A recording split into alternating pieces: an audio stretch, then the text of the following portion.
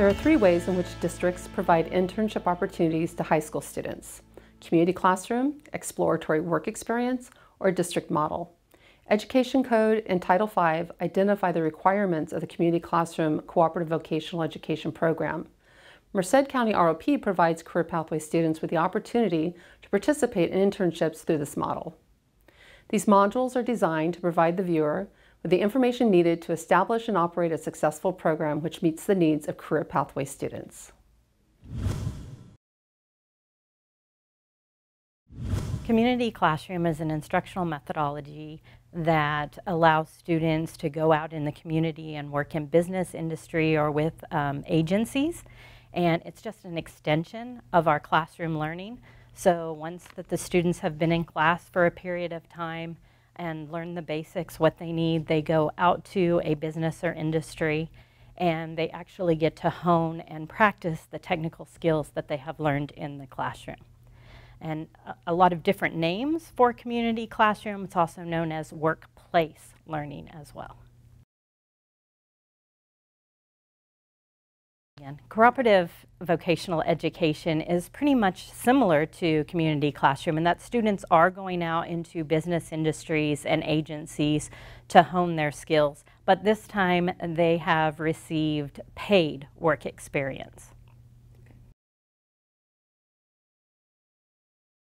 So in our community classrooms, our public liability and workman's comp is covered by the Merced County Office of Education. And then if they're under a cooperative work environment, then the workman's comp and the liability is paid by the employer. Our community classroom students are unpaid. However, if they do get hired during the course of their training, then they will become cooperative students or co-op students, and then they will receive compensation for their time. For community classroom and co-op, the California Code of Regulations is clear in that it states that 30 students max per CTE teacher for any one period, and 75 throughout the day is the max number of students. So the teacher of community classrooms and co-op needs to be a certified CTE teacher, which means they need to hold either a single subject or a CTE designated subject credential in the area that is being taught. So the CTE teacher is the one that meets with potential sites and develops that relationship with the sites. And then once the site is signed on and the students start attending those sites, it's up to the CTE teacher to visit those sites once every 3 weeks, something we call a tri-weekly, and document the student's progress, what the student's doing, and then of course making sure that they're meeting the competencies that's in the training plan. With cooperative education, the rules do say that you should visit at least once every 4 weeks. Because in some of our classes we have mixed community class and co-op, we just ensure that once every 3 weeks it's documented. So the model that we follow here at Merced County Office of Education for Community Classroom is a double blocked system. So students are actually in class for 360 hours for school year. During that time, they spend anywhere from 60 to 200 hours in the classroom before they're actually placed on a work site, depending on the class. Obviously, with medical, there's a little bit more technical skills that have to be learned before placing a student on a site, outside of if we have somebody in education where they're going to a school site. That's pretty well monitored. So anywhere between the 60 to 200 hours are spent in the classroom. Once a student goes to site, they come back to class for at least 1 to 2 days a week, which means that they're at site 3 to 4 days during the week. Our instruction is very rigorous. That goes along with the community classroom. All of our classes in medical, education, and marketing are A to G approved, and articulated with our local community college with community college credit.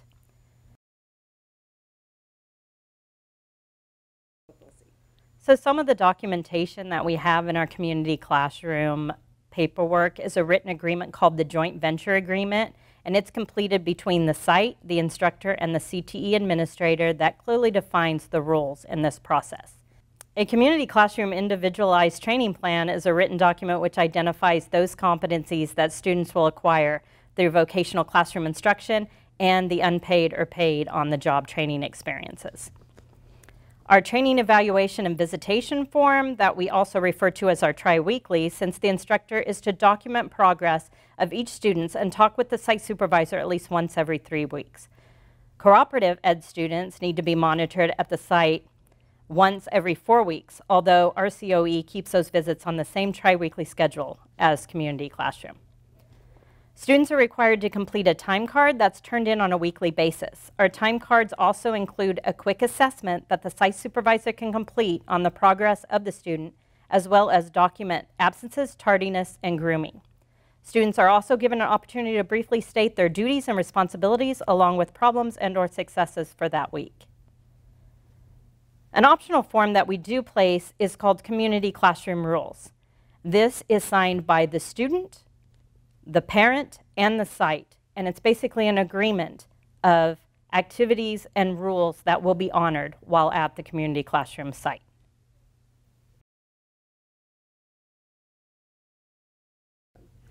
Well, community classroom is basically the capstone for what the students are learning here. Didactically in the class in the fall, we train them on all of their hands-on skills, some of the knowledge, some of the background that they're going to need, some of the soft skills that they'll need in working with people. And hopefully I've done a good enough job teaching them so that in the spring they can go out seamlessly and now start applying what they've learned, as opposed to just saying, well, when I eventually get a job. So now they're able to take what they've learned and actually put it to good use and actually learn even more that way and feel confident when they're doing it. As part of ROP, we have a job component where students put together a portfolio where they do applications, cover letters, resumes, how to write a letter of recommendation, how to get one, how to actually do job interview skills. We haven't started that yet, but proper handshakes, how to greet someone, how to follow up, how to do a thank you letter, how to apply for a job, how to find a job. We do quite a bit of that. Currently, we just started on resumes and cover letters, and students are starting to put those together. And in the next couple of weeks, we'll start practicing some interview skills.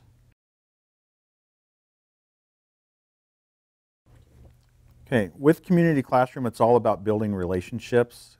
And over the years, I've built several relationships with different providers. Not only the hospital, which is our main provider, but some of the local clinics. Building trust with them, building good communication with them is important. So it takes a long time to get those relationships built up. Once we do, then we hopefully have a good relationship. And it's one of the reasons that I vet my students pretty hard, because I don't want to put a student at a job site who's not ready for the job site and may end up jeopardizing the relationship that I have. So I make sure I talk quite a bit with the providers, what they're going to be doing, what they're responsible for, what my students are responsible for, so we know what their scope of practice is. And then I try to find good supervisors, good site providers that are going to take the time and work with the students and not just let them sit back and say, watch this. So that's the hardest part, is finding the right people that are going to fit with the personalities of the students. And again, this whole first semester, I try to pair them up with that. I'm basically interviewing them the entire first semester to make sure that they're a good fit. And find a place that they want to work, find a good provider that would take them. Most of the relationships that I have with the providers right now, we've had students for upwards of 20 years, and so they're well aware of it. In fact, some of my supervisors, many of my supervisors, are former students. In a town as small as Merced, sites are kind of at a premium. Some sites come, some sites go. One of my best sites just left this year. It was one of my favorite sites, and they just moved out of town. The doctor decided to move.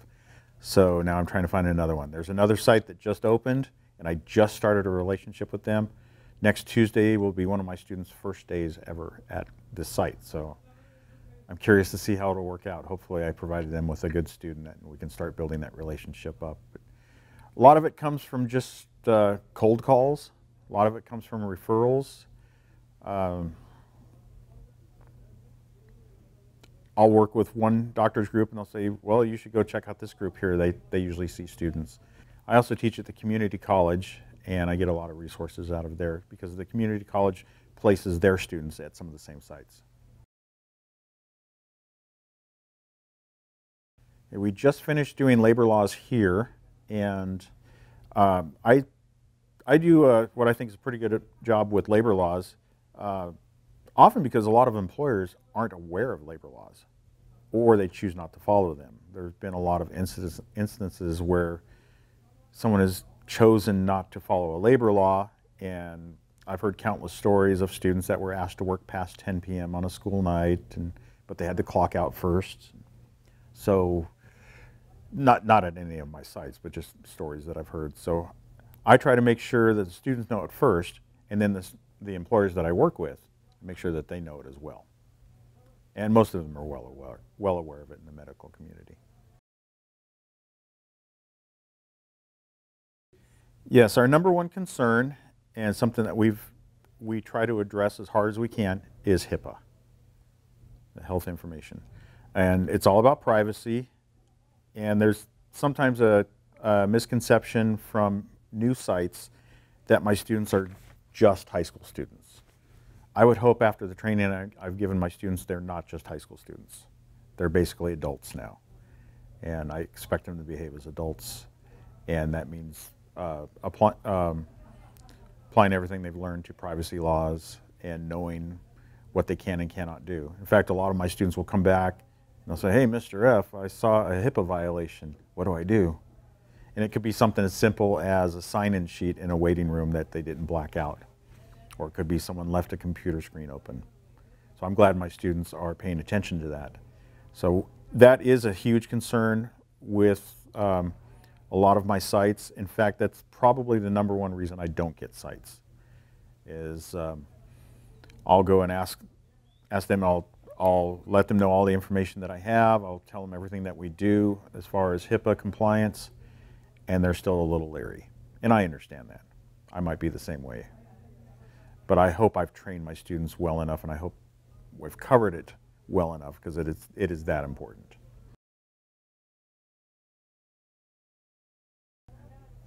In the classroom here, we learn lots of basic skills. We do the basic vital signs, CPR, first aid, patient histories, patient transfers. You see all the toys I have in here.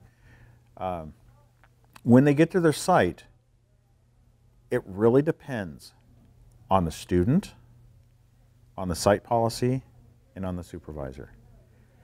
Traditionally, if the supervisor feels comfortable with the student, they get to do a lot. If they're not really that comfortable, then the student's going to kind of stand back and watch. And that holds the same for the student. Student, if they go into the site and they just stand against the wall, supervisor's going to let them stand there. But if they come in and they start asking questions, sure, the first couple of days are going to be kind of awkward and everyone's nervous. But once they get comfortable, they should come in and start asking questions. And the more confident my students are, the more they let them do. Johnny Brazil, please report to the attendance office. Johnny Brazil to the attendance office. Case in point, I've had students actually do CPR for real. I've had students actually give injections for real. They're not qualified for it, but they learn it at site. Their supervisor feels that they are capable of doing it, so the supervisor will teach them over and above what I teach. I think it's extremely important for students to be able to take what they've learned and now be able to experience it in a real world situation. That's what CTE is all about. I couldn't envision myself being an English teacher or a history teacher and just teaching this stuff without actually taking the kids outside the four walls here and having them experience it. I teach my students quite a bit here, but they learn so much more when they go out on site and they're able to apply it, and they're actually able to understand it more. We use the medical words here in class. They do it, they do well on their test, they know the words, but until they're actually out at site, seeing it for real, seeing what happens in a real situation, now they get a chance to cement it in, and they get that much more of an experience. Plus they're making a lot of connections.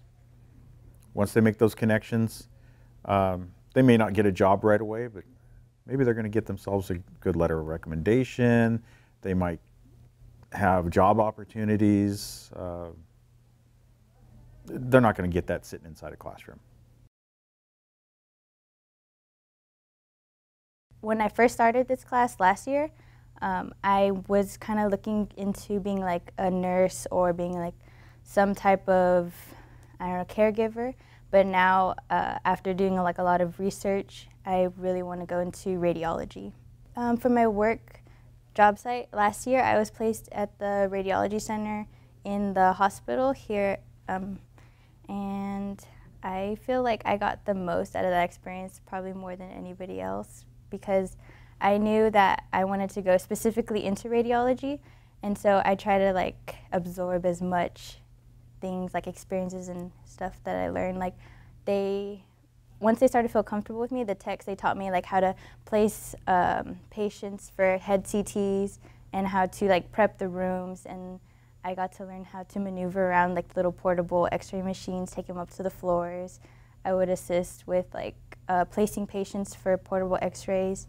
Mostly we did a lot of chest x-rays, so I knew how to place like what position to put the patient in, and I feel like learning all of that helped me realize that I really wanted to do that career.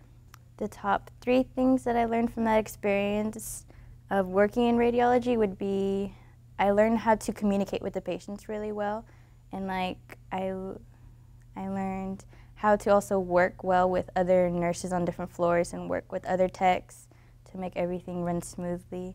I learned how to get around fast without running.